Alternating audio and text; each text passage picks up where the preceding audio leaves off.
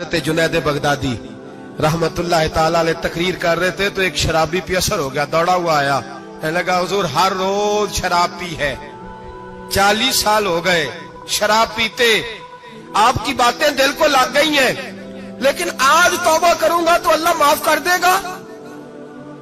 तो हजरत जुनैद बगदादी फरमाने लगे तेरा कोई इंतजार कर रहा है? तो कहने लगा हुजूर नशइयों का शराबियों का कौन इंतजार करता है? कुछ जमाना अम्मा इंतजार करती थी, अब समझ गई वो नहीं आएगा। कौन इंतजार करता है? समझ गई वो नहीं आएगा। कुछ अरसा बीवी ने इंतजार किया, समझ गई किसी नाली में पड़ा होगा, नहीं आएगा।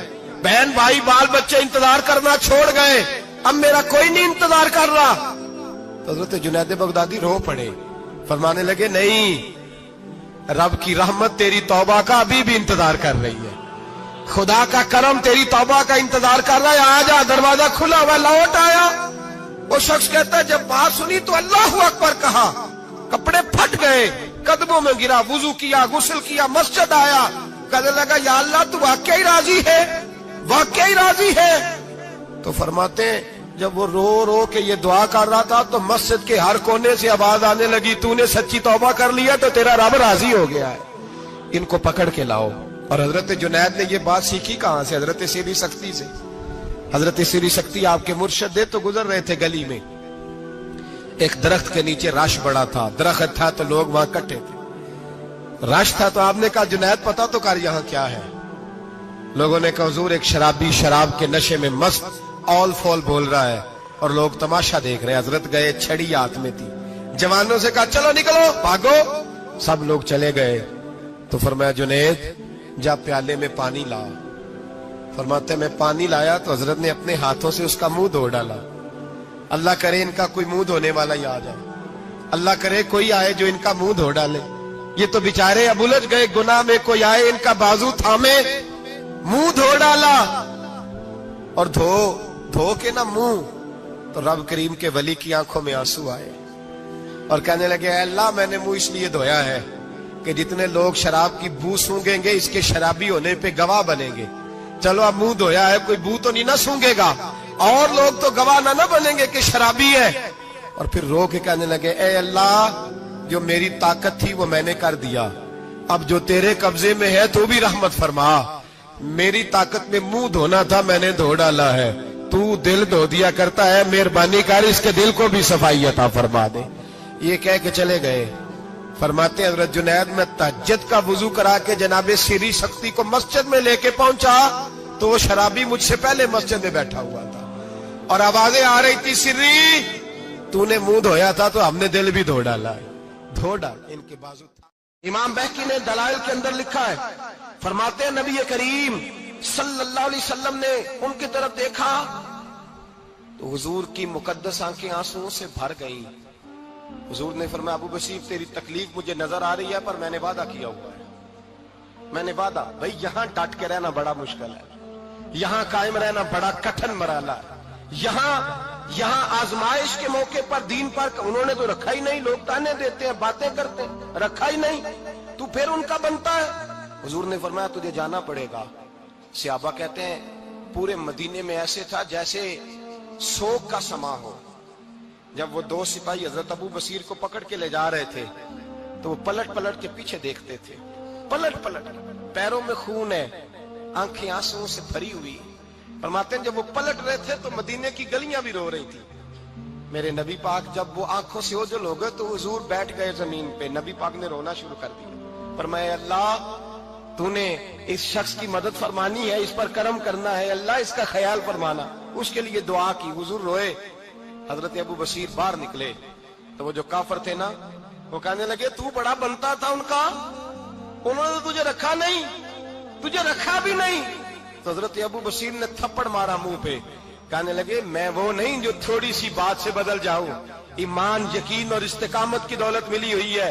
आप फरमाने लगे मेरा तो ईमान और पुख्ता हो गया है कि मेरा नबी अपने वादों का बड़ा पाबंद है, मेरा रसूल अपने वादों का बड़ा पाबंद है। हजरत अबू बसीर कहते हैं मदीने की सरहद गुजर गई तो मैंने खींची तलवार, उनमें से एक सिपाही, अब आओ मेरे मुकाबले में जिसने आना।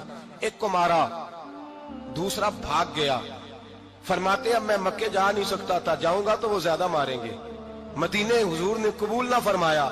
फरमाते एक जंगल में जाके अल-ईस नाम की एक बस्ती थी, वहां डेरा लगा लिया, दरिया के किनारे पानी पी लेता, पत्ते खा लेता, तन तंदूर हड्डां दा बालन ते असी हावां नाल तपाया, कप कप मुकियां पेड़े कीते ते उत्तों सबर पलेथन लाया, तन दी हांडी ते मन दा सालन उत्ते लून सबर दा पाया।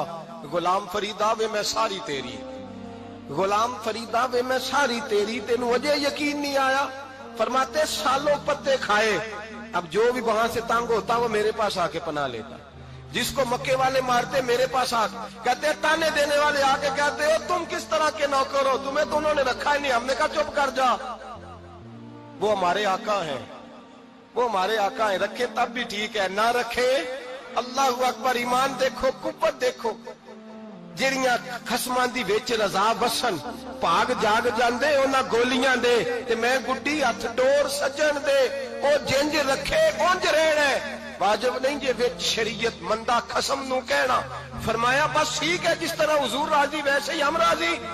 हजरत अबू बसीर रदी अल्लाह तआला अन्हु के पास 300 सहाबा इकट्ठे हो गए, 300। हजरत अबू बसीर जब मदीने की सरहद से गुजर रहे थे ना, तो नबी पाक ने एक आवाज दी थी, फरमाया अबू बसीर एक वक्त आएगा कि मेरा पैगाम तुझ तक पहुंचेगा, एक टाइम आएगा। हजरत अबू बसीर से जब कोई कहता ना कि जिंदा किस बात पे हो, तो फरमाने लगे मुस्तफा के फरमान पे बड़ा यकीन है, बुलावा आएगा, मुझे बुलावा, मुझे यकीन है कि मुझे बुलावा, बड़ी उम्मीद है सरकार कदमों में बुलाएंगे, और करम की जब नजर होगी मदीने, मुझे यकीन है कि मुझे बुलावा।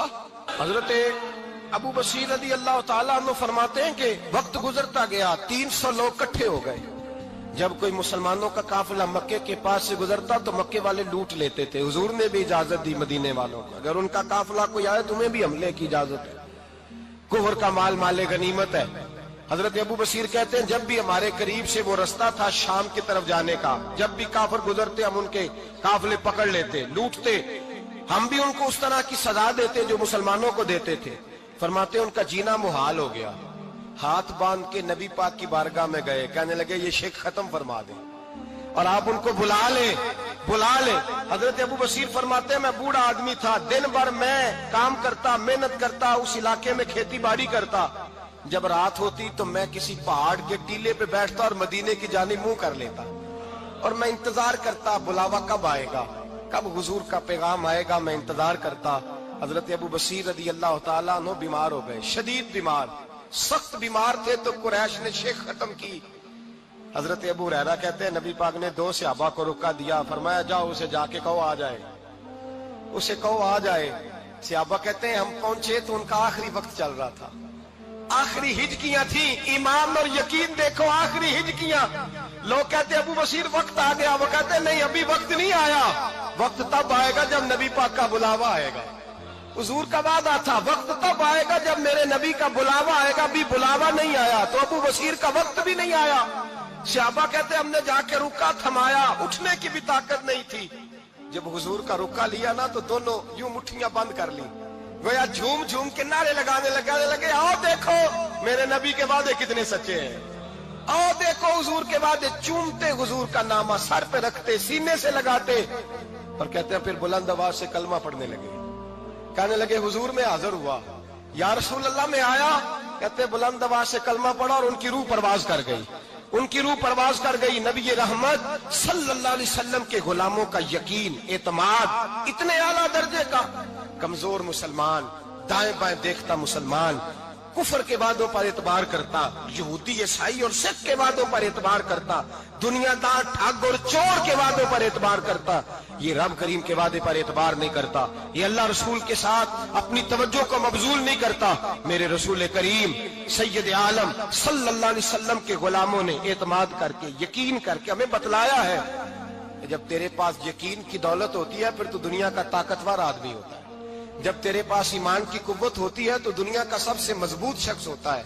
अपने आप को मजबूत करें, अपने अंदर ईमान की तवानाई पैदा करें, ये झूठे वादों पर, झूठी तसल्लियों पे अपने आप को जिंदा ना रखें, ना देखें दाएं बाएं क्या हो रहा है, तवज्जो सीधी अल्लाह रसूल की जानिब रखें, मजबूत ईमान पैदा करें, तगड़ा दानाई वाला। माते मेरी अम्मा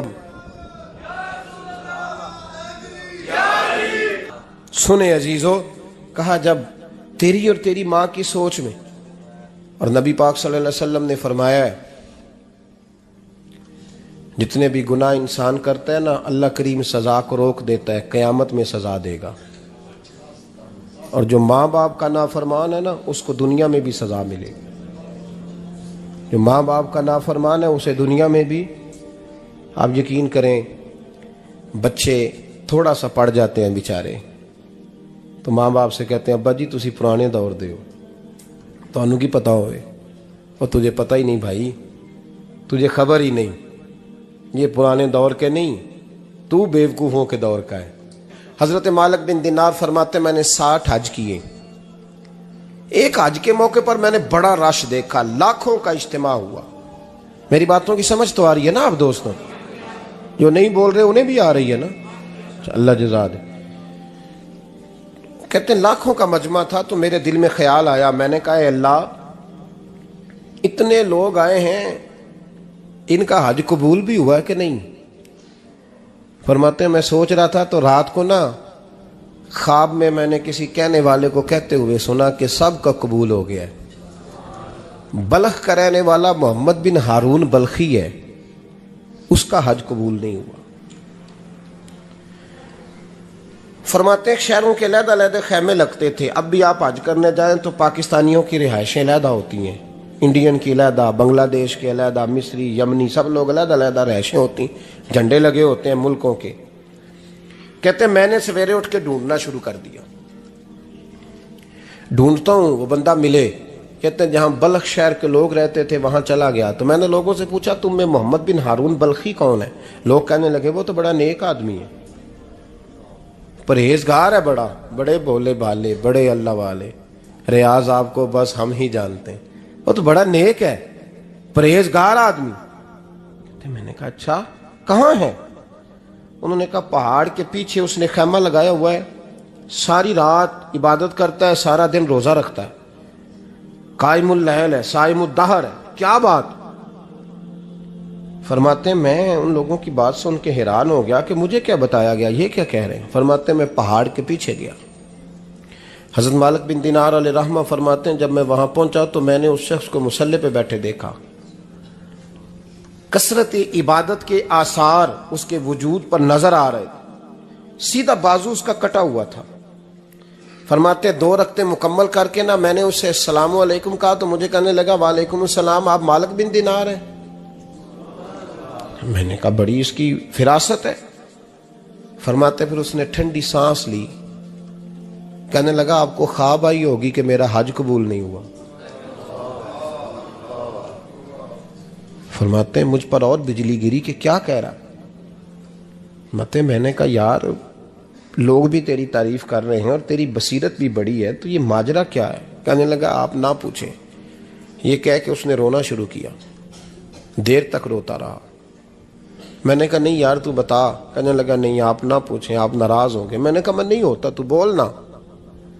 کہنے لگا حضور 24 سال ہو گئے مجھے حج کرتے ہوئے، 24واں حج ہے میرا، اور ہر سال کوئی اللہ کا ولی آ کے بتاتا ہے کہ جا چلا جا تیرا کوئی نہیں قبول ہوا۔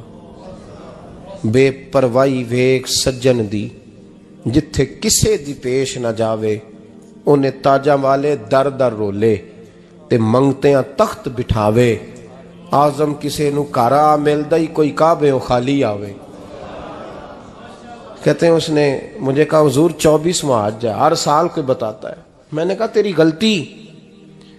کہنے لگا میں اپنی ماں کا نافرمان۔ میں نے کہا واقعہ کیا ہوا؟ کہنے لگا حضرت اللہ نے مجھے دولت دی، مال دیا، زمینیں دی تو میں عیاش ہو گیا۔ آپ یقین کریں اللہ لوگوں کو مال دیتا ہے تو وہ سمجھتے ہیں میری چلاکی سے آیا ہے، میں تیز بڑا تھا اس لیے آیا ہے، نافرمان ہوتے ہیں۔ لیکن جو رب لینا جانتا ہے، دینا جانتا ہے، وہ لینا بھی۔ وارث شاہ مان کری نہ وارثاں دا، رب بے وارثہ کر کے مار دائی۔ لوگ بڑے سمارٹ بن جاتے ہیں، ان کی گفتگو میں بڑا تکبر ہوتا ہے، ان کے نگاہوں کے انداز میں بڑے، وہ کہتے ہیں اوہ سب لوگ بیوقوف ہیں، صرف میں سیاںا ہوں، کام جو صحیح چل رہا ہے۔ او بھائی 1 منٹ لگتا ہے انسان کو بادشاہ سے فقیر ہونے میں۔ ایک امام مالک رحمۃ اللہ علیہ بیٹھے تھے، تو ہارون رشید آپ سے کہنے لگا امام ابو مالک سے، حضرت بتائیں اس وقت اللہ کیا کر رہا ہے؟ آپ فرمانے لگے یار تو بڑے موٹے دماغ کا ہے، کس طرح کے سوال پوچھتا ہے؟ بادشاہ تھا نا، کہا نہیں آپ بتائیں۔ تو امام مالک فرمانے لگے تو تخت پہ بیٹھ کے سوال پوچھتا رہتا ہے اور میں نیچے بیٹھ کے جواب دیتا رہتا ہوں، نیچے آ پھر بتاتا ہوں۔ اس نے کہا جناب بتائیں۔ فرمانے لگے تو سوالی ہے نا، تو تو نیچے بیٹھ اور میں اوپر بیٹھتا ہوں۔ کہ جناب آ جائیں۔ ہارون رشید نیچے آ گیا، امام مالک تخت پہ بیٹھ گئے۔ فرمانے لگے اب بتا کیا پوچھ رہا تھا؟ کہنے لگا حضور پوچھا تھا اللہ اس وقت کیا کر رہا ہے؟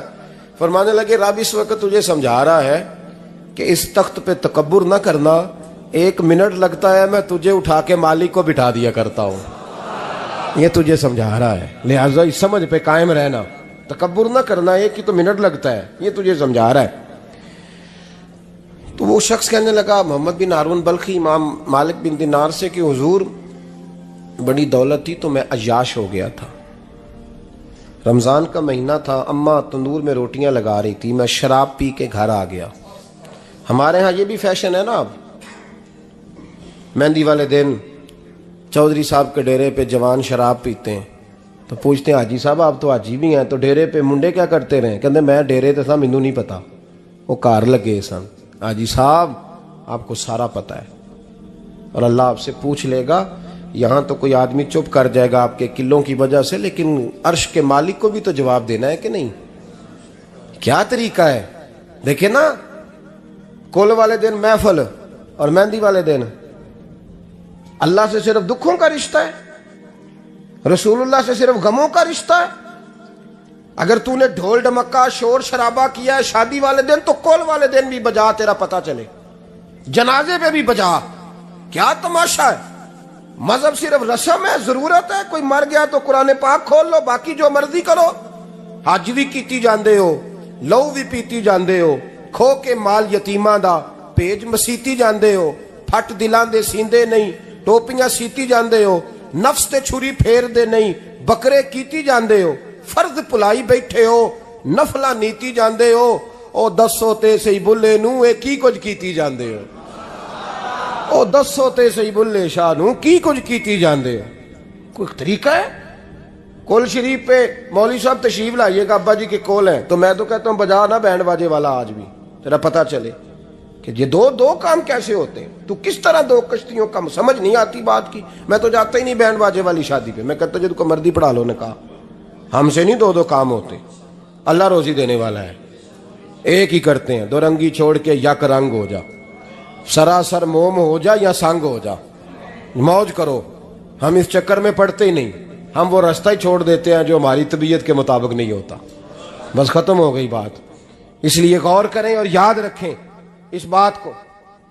امام مالک بن دینار رحمۃ اللہ علیہ فرماتے ہیں مجھ سے کہنے لگا پیسے آئے تو میں عیاش ہو گیا، رمضان کا مہینہ تھا، عصر کے بعد میری اماں افطاری کی تیاری کر رہی تھی، میں گیا، میں نے کہا شراب پی ہوئی، اماں روٹی دے، تو اماں کہنے لگی شرم کر، شرم کر، روزہ رکھا نہیں تو جنہوں نے رکھا ہے ان کا تو خیال کر۔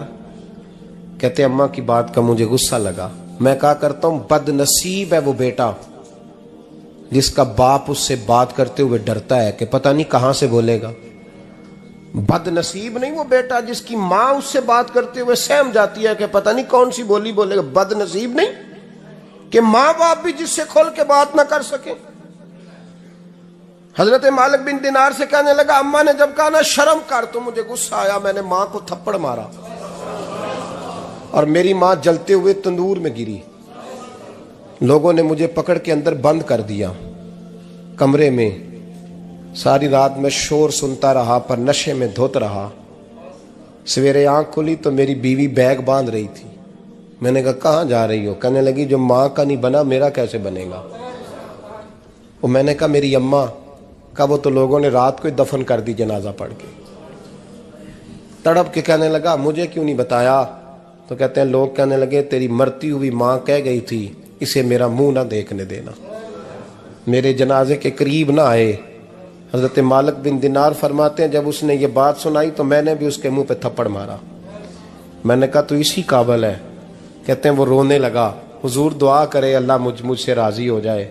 کہنے لگا جب ماں کی انتقال کی خبر ملی تو میں نے کلاڑی لے کے وہ ہاتھ کاٹ دیا جس سے ماں کو مارا تھا۔ میں نے ساری جائیدادیں خیرات کر دیں، 24 سال ہو گئے، 24 سال ساری رات نماز پڑھتا ہوں، روزہ رکھتا ہوں، حج کرتا ہوں، پر ہر سال کوئی آ کے کہتا ہے جا دوڑ جا، تیرا کوئی نہیں قبول ہوا۔ حضور دعا کرے مالک راضی ہو جائے۔ فرماتے ہیں میں تھپڑ مار کے آ گیا، میں نے کہا تجھ سے راضی ہو جائے اتنے ظالم سے؟ امام مالک فرماتے ہیں رات کو آ کے سویا تو مجھے خواب میں رسول پاک کا دیدار ہوا، تو نبی پاک علیہ السلام نے فرمایا مالک تو اسے مایوس کیوں کر آیا ہے، اللہ تو بڑا مہربان ہے۔ کہا حضور ماں کے نافرمان کو معافی کیسے ملے گی؟ تو امام مالک فرمانے لگے نبی کریم نے فرمایا جا اسے جا کے بتا دے تجھے قیامت میں تیری ماں کی وجہ سے بخش دیا جائے گا۔ کہا حضور اماں کی وجہ سے کس طرح؟ تو محبوب فرمانے لگے اس کی ماں قیامت میں اس کے خلاف مقدمہ دائر کرے گی رب کریم کی عدالت میں، اے اللہ میں نے 9 ماہ پیٹ میں رکھا، درد سہ کے اسے جنا، جگر کا خون پلا کے پالا، اور اسی نے مجھے قتل کیا۔ رب کریم اس کی ماں کا مقدمہ سن کے کہے گا اٹھاؤ اس کو دوزخ میں پھینکو، اس نے ماں جلائی تھی اسے بھی جلاؤ۔ محبوب فرمانے لگے جب پکڑ کر کے مالک اس کو محمد بن ہارون کو لوگ لے جائیں گے نا جہنم کی طرف، ابھی فرشتے گھسیٹیں گے ہی تو پلٹ کے پھر اماں کی طرف دیکھے گا، اور دوسری دفعہ پھر گھسیٹیں گے تو پلٹ کے دیکھے گا، اور تیسری دفعہ پھر پلٹ کے کہے گا اماں یہ مجھے جلانے لگے، اماں یہ جہنم میں پھینکنے لگے۔ میرے حبیب فرمانے لگے وہ جل کے مرنے والی ماں وہاں بھی بول پڑے گی، کہے گی یا اللہ چل میں نے معاف کیا تو بھی معاف کر دے، اے اللہ میں نے معاف کیا تو بھی معاف کر دے، اللہ تو معاف کر دے اسے، اللہ تو اس سے درگزر فرما، اسے معاف کر دے۔ میرے محبوب پاک علیہ السلام فرماتے رب کریم کہے گا اس نے تجھے جلایا، تو کہے گی اللہ یہ تو بیٹا تھا اس نے جلا دیا، میں ماں ہوں، میرے سامنے جلے تو میں کیسے برداشت کر سکتی ہوں؟ فرمایا اس نے جلا کے مارا تھا، پر اسی ماں کی وجہ سے رب کریم اسے جنت عطا فرمائے گا۔ پلٹا جا کے ماں کے پیروں میں بیٹھ، جا سویرے ان پڑھ باپ سے دعا کرایا کر، جا بالکل انگوٹھا چھاپ باپ سے صبح دعا کرایا کر، دیکھ رب کریم تیرے لیے رحمتوں کے دروازے کھول دے گا۔ عزیز دوستو قرآن مجید نے کہا ہے وَبِالْوَالِدَيْنِ احسانا، اپنے والدین کے ساتھ احسان کرو، اپنے والدین کے ساتھ احسان والا نیکی والا رویہ اختیار کرو۔ اس آیہ مقدسہ پر بہت سارے لوگوں نے بہت کچھ کہا ہے، لیکن علامہ سید محمود آلوسی اندلسی رحمۃ اللہ علیہ نے فرمایا موبائل فون سائلنٹ کر دیں، اور یہ جو ویڈیو بناتے تھک جاتے ہیں دوست موبائل فون والے، یہ میرا خیال ہے ویڈیو والے بھائی سے ہی کوئی رابطہ شابطہ کر لیں تو تھکاوٹ نہیں ہوگی، بنی بنائی مل جائے گی۔ تصویریں اتنا زیادہ ضروری نہیں جتنی ہم نے ضرورت بنا لی ہے، بس ٹھیک ہے ضرورت کے تحت ٹھیک ہے، اتنا زیادہ اس پہ فوکس نہ کریں ورنہ اصل کام رہ جاتا ہے۔ ہم نے تو دل میں سجا رکھی ہے تصویر یار، بس ذرا گردن جھکائی دیکھ لی، تو اس لیے اتنا زیادہ اس کو ضروری نہ بنائیں، حد ہی ہو گئی ہے تصویروں والی۔ میں تو گزارش کرتا رہتا ہوں کہ اشتہار بھی بغیر فوٹو کے چھپے تو زیادہ اچھا لگتا ہے، اور میری یہ بھی رائے رہتی ہے کہ تھوڑا نام لکھا جائے، محمد اجمل قادری سے بھی لوگوں کو پتہ چل ہی جائے گا کون صاحب آ رہے ہیں۔ ہمارے اشتہار پہ کچھ ایسے القابات لکھے ہوتے ہیں جن کا عام آدمی کو ترجمہ بھی نہیں آتا ہوتا، تو ایسی چیزیں پرنٹ کرنے کی کیا ضرورت ہے؟ تھوڑے القابات کے ساتھ سادہ کام کریں، سادگی میں ہمیشہ حسن ہوتا ہے، اور جو سادگی ہوتی ہے وہ ملاوٹ سے پاک ہوتی ہے۔ اللہ تعالیٰ آپ کو بہترین، بس بیٹھ جائیں اپنی جگہ پہ بھائی، تشریف رکھیں سارے سنگی، اور میری طرف توجہ کریں، بچہ کوئی اٹھے تو اسے پیار سے بٹھا دیں، میں ذرا ٹھنڈی ٹھنڈی تقریر کرنے والا ہوں، تو چلو اثر کرے نہ کرے سن تو لے میری فریاد، نہیں ہے داد کا طالب یہ بندہ آزاد، اور سبحان اللہ بھی صرف آپ نے اللہ کی رضا کے لیے کہنی ہے، یہ بھی یاد رکھیں، کبھی کسی مولوی نعت خواں اور کسی کی توجہ کر کے سبحان اللہ نہ کہیں ورنہ آپ کو ثواب نہیں ہوگا، صرف اللہ کی رضا کے لیے۔ اور میرے لیے یہ بھی کافی ہے کہ آپ چپ کر کے بھی سنیں تو مجھے اس کا بھی بڑا فائدہ ہے، سننا بہرحال آپ کے لیے بہتر ہے، اس پہ ضرور سنیں۔ میں چھوٹا آدمی ہوں لیکن کچھ باتوں سے بڑا پریشان ہو جاتا ہوں۔ جب لوگ کہتے ہیں نا جس کا ایمان ہے وہ پڑھے، تو جو بیچارہ ٹینشن میں بیٹھا ہے، سوچ کہیں اور چلی گئی ہے، وہ بے ایمان تو نہیں نا؟ تو کیوں اس قسم کے جملے ہم بولتے ہیں جن کی شریعت ہی ہمیں گنجائش نہیں دیتی، اجازت نہیں دیتی کہ جس کا ایمان ہے وہ ہاتھ کھڑا کر لے؟ تو جس نے تازہ بائی پاس کرایا دل کا، وہ ہاتھ کھڑا کرے گا تو مر جائے گا بیچارہ، اس کو حکم ہے کہ وہ نیچے رکھے۔ یہ جذبہ ہے، ضرور ہونا چاہیے۔ ہاتھ کھڑے دیے ہی اللہ رسول نے اپنے لیے ہیں تو ہونا ضرور چاہیے، لیکن اس کو اتنا فرض نہیں سمجھنا چاہیے۔ ماحول میں بہت زیادہ، اور ایک اور بڑا ایشو ہے ہماری محفلوں میں، وہ نوٹ پھینکنے کا ہے۔ کیا ضرورت ہے؟ نذرانے کا یہ سٹائل نہیں، نہ یہ کام کریں۔ میلاد کی محفل میں آ کے بھی غریب آدمی پریشان رہتا ہے، وہ کہندا میرے کو دتھی ہوندی تے میں بھی اگے بہندا، لہذا پیچھے بو لوگ کے دتھی جو کوئی نہیں۔ اس لیے میلاد کی محفلوں میں بھی جو 50,000 روپیہ دیتا ہے اس کی صدارت ہوتی ہے، اس کا کوئی مطلب نہیں۔ یہ جو اسٹیج ہے نا جس پہ آپ لوگ ہمیں دیکھ رہے ہیں، تو میرے جیسے لوگ آ گئے ہیں تو خرابی ہوئی ہے، ورنہ تو یہ پیر میرے علی شاہ کا اسٹیج ہے، ورنہ جو محدث اعظم مولانا سردار احمد صاحب کا اسٹیج ہے۔ اس پہ تو جو جس کا دل آتا ہے وہ کہتا جا رہا ہے، کوئی پتہ ہی نہیں کوئی کیا بول رہا ہے اور کون کس کا کلام پڑھ رہا ہے، کوئی اس نے تحقیق نہیں کرائی کہ یہ پڑھنے والا تھا بھی کہ نہیں، کوئی پتہ ہی نہیں۔ بڑے بڑے شعراء، مولانا حسن رضا صاحب جیسے لوگ نعت لکھتے تھے تو پہلے چیک کراتے تھے کہ ٹھیک ہے کہ نہیں، اب پتہ ہی کوئی نہیں۔ یہ بڑا سنجیدہ اسٹیج ہے، یہ میاں شیر محمد شرک پوری کا اسٹیج ہے، یہ حضرت امیر ملت کا اسٹیج ہے میرے بھائی، یہ علامہ کاظمی کا اسٹیج ہے، اور یہ میرے اعلیٰ حضرت فاضل بریلوی کے ماننے والوں کا اسٹیج ہے۔ اس میں کوئی ایسی حرکت نہ کرے، اور کبھی بھی محفل کو کمرشل نہ بنائے۔ زندگی میں یاد رکھ لیں، اللہ رسول کی بارگاہ میں بھی جانا ہے۔ لوگ آ کے شکوہ کرتے ہیں فلانا مولوی پیسے مانگتا ہے، تو میں نے کہا وہ اس لیے مانگتا ہے کہ آپ دیتے ہیں۔ آپ مارکیٹ بند کر دیں تو بندے سارے صحیح ہو جائیں گے۔ یہ مانگنے والے کی غلطی نہیں، یہ ریٹ لگانے والوں کی غلطی ہے۔ جو چیز مارکیٹ میں بکے نہ وہ بننی بند ہو جاتی ہے۔ تو کیوں آپ لوگوں نے ایسے لوگ پرموٹ کیے جنہوں نے نعت بیچی 10,000 کی، تلاوت بیچی 10,000 کی، معاذ اللہ تقریر بیچی، کیوں ایسے لوگ پرموٹ کیے؟ کرو مدح اہل دول رضا، پڑے اس بلا میں میری بلا، میں گدا ہوں اپنے کریم کا، اور میرا دین پارا نہ نہیں۔ اور یہ یاد رکھ لو زندگی میں، اس کی کو تھوڑی اور کم کر دیں جی، اللہ آپ کو جزا دے، برکت دے۔ یہ بھی یاد رکھ لیں کہ گردن کو جھکا دیتا ہے خیرات کا پتھر، جہاں میں مانگنے والوں کے سر کبھی اونچے نہیں ہوتے، سر اسی کا اونچا ہوتا ہے جو دینے کا عادی ہوتا ہے۔ جو کشکول طلب دراز کر کے رکھتے ہیں ان کے بھی کبھی سر اونچے ہوئے ہیں۔ وہ کسی نے کہا تھا، مجھے بعض لوگ فون کرتے ہیں، کہتے ہیں صاحب آپ کا ریٹ، تو میں کہتا ہوں تہاڈے کو دیتا ہی نہیں جانا۔ تو کیوں آپ ایسی بات کرتے ہو بھائی؟ ہم بڑے قیمتی لوگ ہیں، کیوں ہمارا آپ ریٹ لگاتے ہو؟ یہ شعر سن لیں، یہ شعر آپ کو فائدہ دے گا، اگر یاد ہو گیا تو بڑا نفع دے گا۔ یہ آرزو کرم اور میں آپ سے کروں، یہ آرزو کرم اور میں آپ سے کروں، یہ بھیک اس کو دیجئے جس کا خدا نہ ہو۔ تو جس کو بے حساب مل رہا ہو اس کو کیا ضرورت ہے ہاتھ پھیلانے کی؟ یہ بھیک اس کو دیجئے جس کا، ایک طرف نعرہ لگتا ہے کون دیتا ہے دینے کو، دوجے پاس آندے نے دیا جے 20,000، اور ظالمہ ان پہ آندہ سے نبی پاک کو لینے نے۔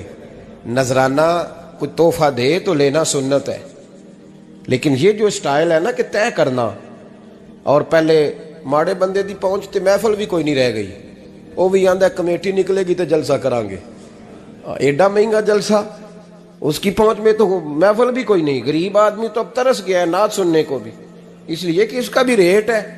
باز آئیں اس چیز سے۔ ہمارا اعلیٰ حضرت فاضل بریلوی رحمۃ اللہ علیہ تیل لینے چلے گئے دکان پہ، دکاندار کو بوتل دی تیل والی، بھر کے دے دو۔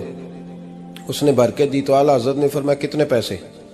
اس نے کہا جی ویسے تو 5 آنے کی ہے، آپ ہمارے عالم دین ہیں، آپ 3 آنے دے دیں۔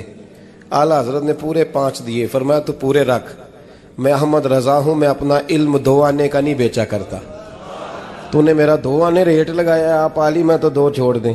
اس لیے سنجیدگی پیدا کریں یار، کوئی ضروری نہیں، کوئی سنتا ہے تو ٹھیک ہے، نہیں سنتا تب بھی ٹھیک ہے۔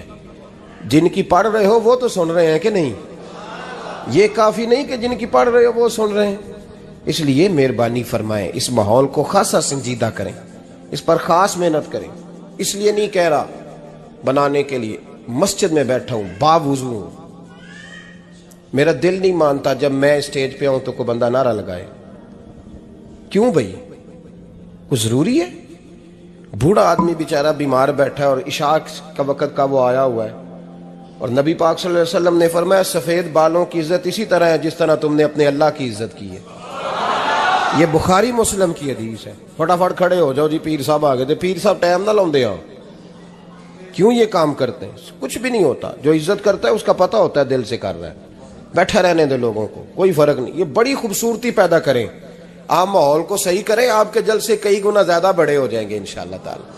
اور میری آخری گزارش تمہیدی بات کر رہا ہوں، وہ یہ ہے کہ محفلوں کی ترتیب لگائیں۔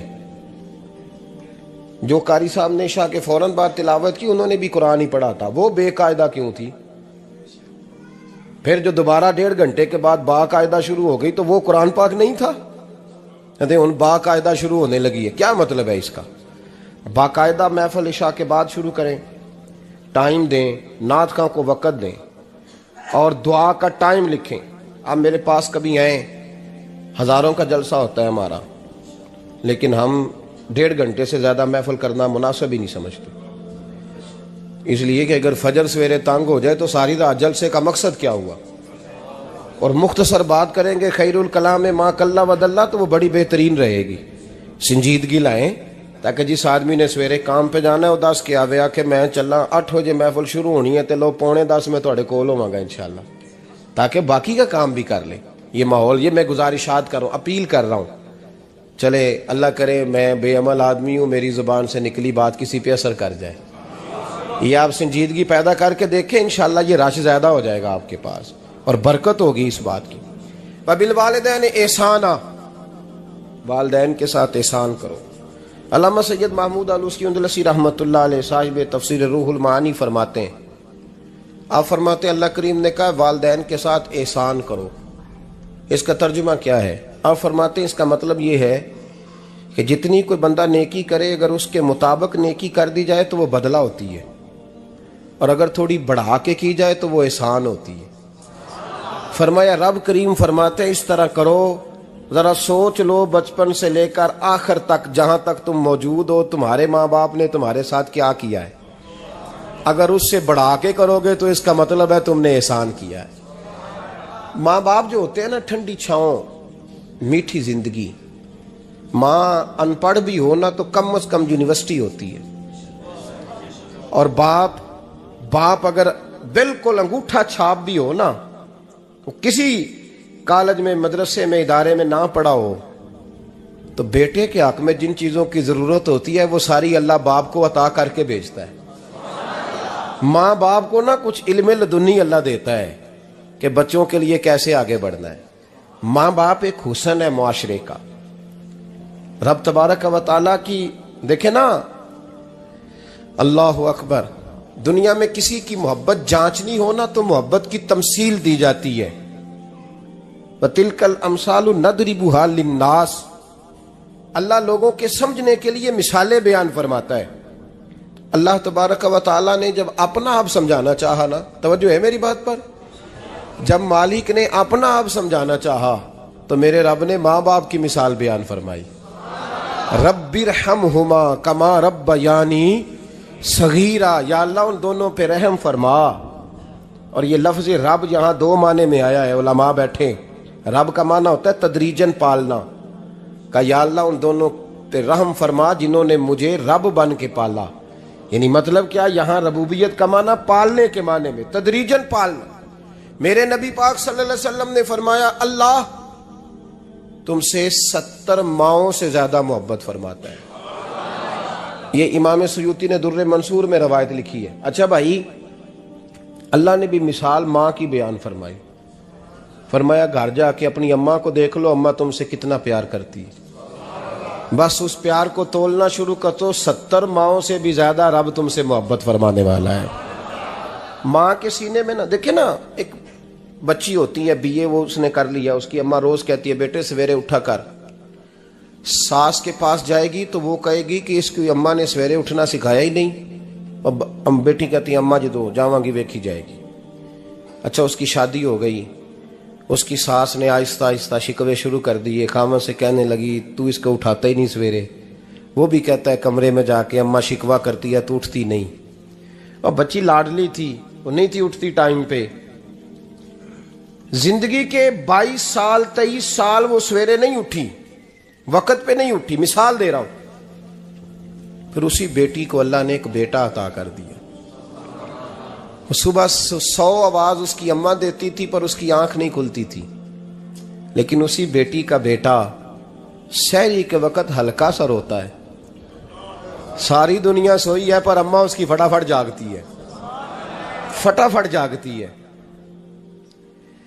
एक आदमी था तो उसकी बीवी इंतकाल कर गई और उसने तलाक दे दी।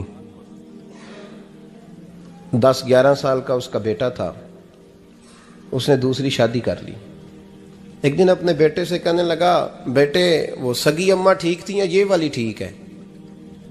तो बेटा कहने लगा अब्बा जी ये ठीक है, वो सगी अम्मी झूठ बड़े बोलती थी, सगी अम्मी झूठ बड़े बोलती थी, झूठी थी, ये सच्ची है। उसने कहा बेवकूफ तेरी माँ झूठी थी। उसने कहा अब्बा बड़ी। कहा किस तरह? कहने लगा अब्बा जी मैं ना कभी, आपको पता है मैं शरारती हूं, कभी मैं शरारत करता था ना, कोई बर्तन तोड़ देता था तो मेरी सगी अम्मा मुझे थप्पड़ मार के बाहर निकालती थी।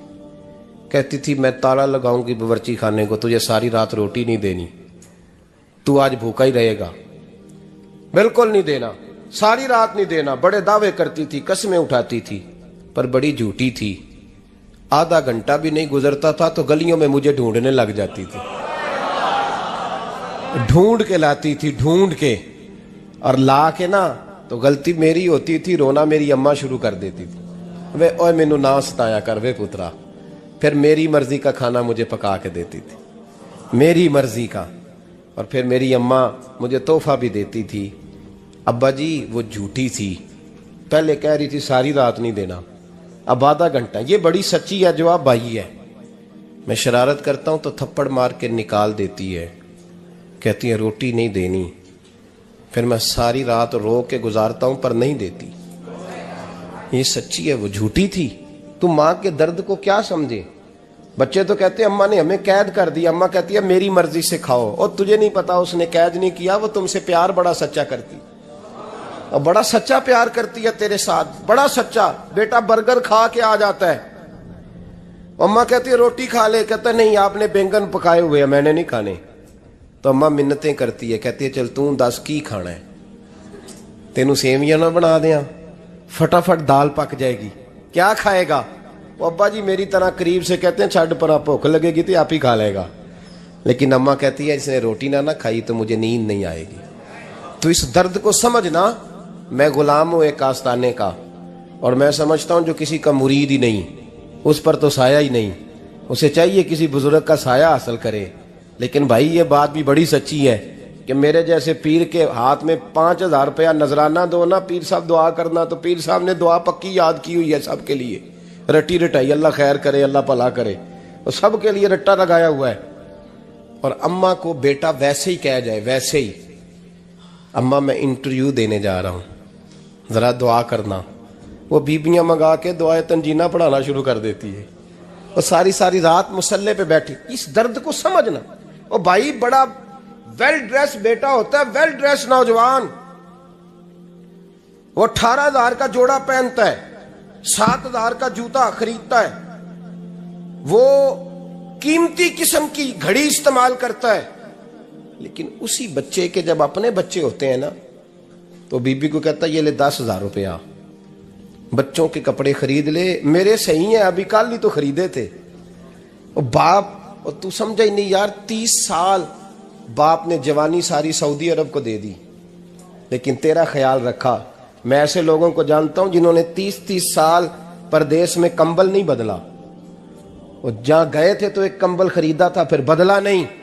तू माँ बाप के बारे में, और यहां बच्चे हिसाब करते फिरते हैं, भाई तो पिछले महीने भी 5,000 दिता सी, तुसी पैसे दा कर दे की हो, माँ बाप से हिसाब करता है तू।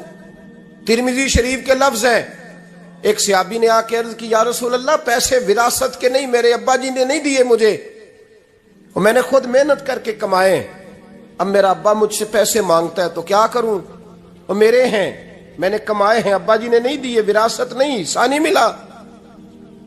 حضور میرا ابا مانگتا ہے تو میرے لیے حکم کیا ہے؟ تو نبی پاک نے فرمایا کیا کہا تم نے؟ پیسے تیرے ہیں؟ کہا حضور ہاں۔ تو فرمایا ابا کس کا ہے؟ کہا یا رسول اللہ میرا۔ تو فرمایا اگر تو اپنے والد کا ہے تو تیری ہر شے تیرے والد کی ہے،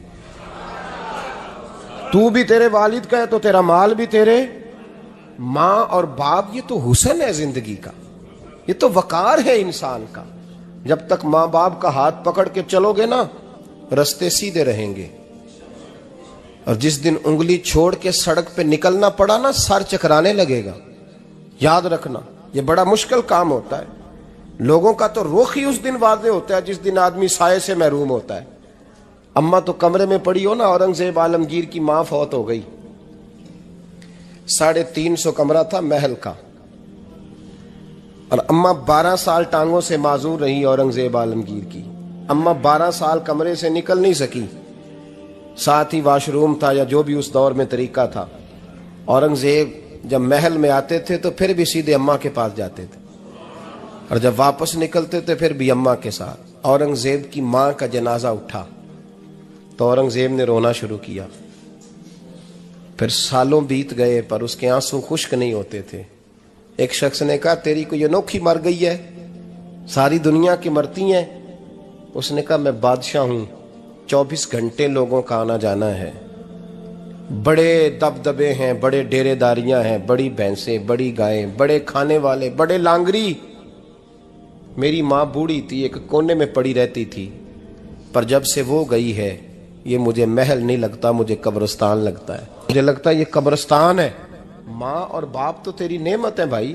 ہم بچے، ہمارے آج کل کے بچوں نے ایک مسئلہ بڑا پکا یاد کر لیا، کہتے مولانا پیر صاحب پسند کی شادی کرنا جائز نہیں؟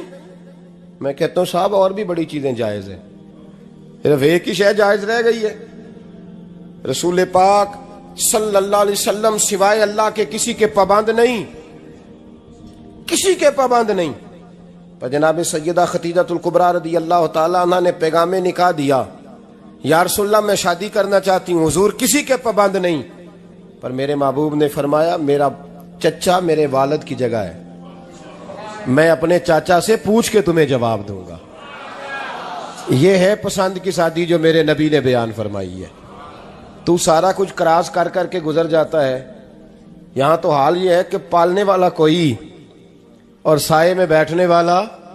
باغ تیرے دی کر کر راکھی میں ساری عمر گزاری، تو جدوں اے پھل پکن تے آیا تے لے گئے ہور بپاری۔ اور بیٹا گزرتا ہے اماں کے دروازے کے آگے سے، اماں کے دروازے کے آگے بیٹا امرود لے کے آیا ہے 6 کلو۔ توجہ ہے میری بات پر؟ ادھر دیکھیں جی، چھوڑیں تھوڑی دیر ہماری سنیں۔ وہ امرود لے کے آیا 5-6 کلو، تو اماں کے دروازے کے قریب سے گزر گیا رات کو، تو کمائی کھانے کا ٹائم آیا نا تو گزر گیا۔ تو وہ وزیر اعظم سے ڈرتا ہے نا، تو جا کے بی بی سے کہتا ہے بی بی کے حقوق دینا بھی رسول اللہ کی سنت ہے، لیکن یہ کیا بات ہوئی، تو نے بیوی اور ماں کا مقابلہ شروع کرا دیا؟ سمجھ تو صحیح، یہ تیرے لیے کعبے کی جگہ ہے اور تو بیوی کے لیے کعبے کی جگہ ہے، اسے بھی سمجھنا چاہیے، غور کرنا چاہیے۔ 5 کلو امرود لے کے تو ماں کے کمرے کے قریب سے گزر گیا ہے، بی بی کو جا کے کہتا ہے چل آدھا کلو اماں کو بھی دے آ، اس کے کون سے دانت ہیں، تو پلیٹ میں ڈال کے وہ لائی ہے۔ تو سمجھا ہی نہیں، تو نے غور ہی نہیں کیا۔ بندہ تو وہ ٹھیک نہیں تھا، نپولین، پر کسی نے اس سے پوچھا تھا بتا زندگی میں پیسے لینے کا مزہ کب آیا؟ اس نے کہا کہ مجھے مزہ تب آتا تھا کہ میں اپنی ساری کمائی لا کے اپنی اماں کے ہاتھ پہ رکھتا تھا، اور پھر جب میں اپنی ماں سے تھوڑا تھوڑا خرچہ لیتا تھا نا، تھوڑا تھوڑا، توجہ ہے میری بات پہ؟ اماں جی 10 روپے دے آجے، کہتا جب میں تھوڑا تھوڑا خرچہ لیتا تھا نا تو مجھے یوں لگتا تھا جیسے میں بادشاہ وقت کے سامنے کھڑا ہوں اور وہ خزانے کا منہ کھول کھول کے مجھے دیتا جا رہا ہے۔ تو اس ذائقے کو سمجھ تو صحیح بھائی، تو اس کو سمجھ تو صحیح بھائی۔ یاد رکھیں اور غور کریں، ماں اور باپ۔ اور پھر یہ بھی سن لیں، نبی پاک صلی اللہ تعالی علیہ وآلہ وسلم نے ماں باپ کے لیے فرمایا ہما جنتک و نارک، یہی تیری جنت ہے اور یہی تیرے لیے جہنم ہے۔ اگر یہ راضی ہو گئے تو تیرے لیے جنت ہے، ناراض ہو گئے تو چاہے تو 100 پیر کے مزار پہ حاضری دے آ، لیکن جب تک ابا راضی نہیں اتنی دیر تک اللہ راضی۔ یہ حدیث پاک ہے، حضور نے فرمایا جس کے والد راضی اس کا اللہ راضی، اور جس کا باپ ناراض اس کا اللہ۔ ہاں بے شک، اب یہ حدیث ہے نا، تو سارے ولی ایک طرف بیٹھ جائیں کہیں یا اللہ بخش دے مرید کو، لیکن اگر ابا کہے یا اللہ نہ معاف کرنا تو اللہ ان اولیاء کی نہیں مانتا، والد کی مانتا ہے۔ اس لیے بلے شاہ آسمانی اڈدیاں پڑھنا ہے، جیڑا گھر بیٹھا انہوں پڑھیا ہی نہیں۔ بھائی یاد رکھو، ماں باپ سے پیار کرو، ان کی خدمت کرو، ان کے پاس بیٹھا کرو، اور ماں باپ کو ٹائم دیں، وقت دیں، چند گھڑیاں ان کے پاس بیٹھیں۔ آپ یقین کریں ابا جی سے آپ مشورہ کر لیں، صرف مشورہ، مرضی بے شک اپنی کریں، لیکن اس مشورے میں آپ کو اتنا سایہ ملے گا کہ زندگی میں کبھی ناکامی نہیں ہوگی۔ پر اسی سجن دی مننی ابے دی نہیں مننی، وہ پھٹے پہ جو نلائق ہماری طرح کا بیٹھا ہے اس سے مشورہ لینا ہے، والد سے نہیں لینا۔ باپ کے پاس بیٹھیں، اس سے مشورہ لیں۔ میرے ابا جی کسان تھے، میں نے اپنی زندگی میں ڈھیروں چیزیں اپنے باپ سے سیکھی ہیں، درجنوں چیزیں سیکھی ہیں۔ میرے والد بڑے خوددار تھے، مزاج میں عجیب سی خودداری تھی۔ کوئی بندہ کبھی حال پوچھ لیتا تھا نا کہ حالات کس طرح کے ہیں، تو فرماتے تھے بھائی اگر بتانا ہوا تو اپنے اللہ کو بتاؤں گا۔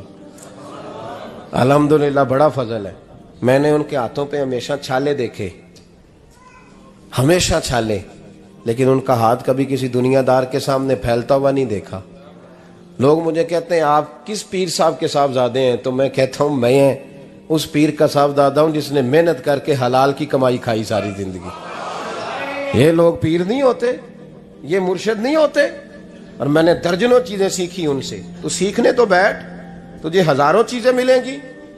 بھائی اپنی زندگی میں ماں باپ کی طرف دیکھو، سب سے ضروری کام ہے انہیں وقت دو۔ اماں کے او بھائی بڑا مشکل ہے دنیا داروں سے تعریف کرانا، تے اماں دے کول تے ایویں 2 منٹ راتی بھئی یہ نہ آکھی اماں پیر کٹے نہ رضائی جو تیرے گھٹ چھڑا، تے اماں کہندی جا میرا پتر تھکیا آیا ہے تو سو جا کے، میں کدو کام لگی سا، میں کدو حال وان ڈئی سا، جا سو جا کے۔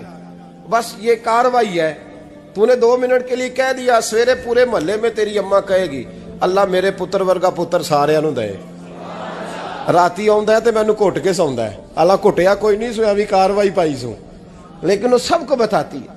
تو بھائی اتنی قیمتی چیز اور تو چھوڑ کے میں کبھی جلسے سے دیر سے آتا تھا نا، اب تو جاتا نہیں زیادہ جگہوں پہ، کوشش کرتا ہوں کہ چلو ماحول کے مطابق، تھوڑا خشک آدمی ہوں تو ہر جگہ سیٹ نہیں ہو پاتا، اس لیے کم جاتا ہوں۔ تو کبھی رات کو آتے تھے نا دیر سے، میری اماں جی شوگر کی مریض تھیں، تو میں چھوٹے بھائی کو فون کرتا تھا کہ اماں جی سو گئے، کہنے سو گئے۔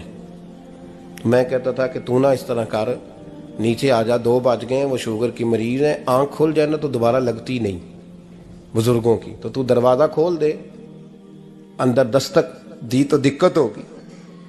تو میں جوتے اتار کے اندر داخل ہوتا تھا، تو پہلا قدم رکھتا تھا تو میری اماں بول پڑتی تھی پتر آ گئے آ گئے ہیں۔ او بھائی تو اس درد کو سمجھنا، کوئی تجھے ملے گا، کوئی ملے گا تجھے ایسا۔ اب میں دور دراز بھی چلا جاتا ہوں، ان کی زندگی میں نہیں جا پایا، کہتے ہیں ہم نے نہیں جانا، گھر میں رہنا ہے۔ اس کیف کو سمجھ لے، اس دولت کے قریب ہو جا۔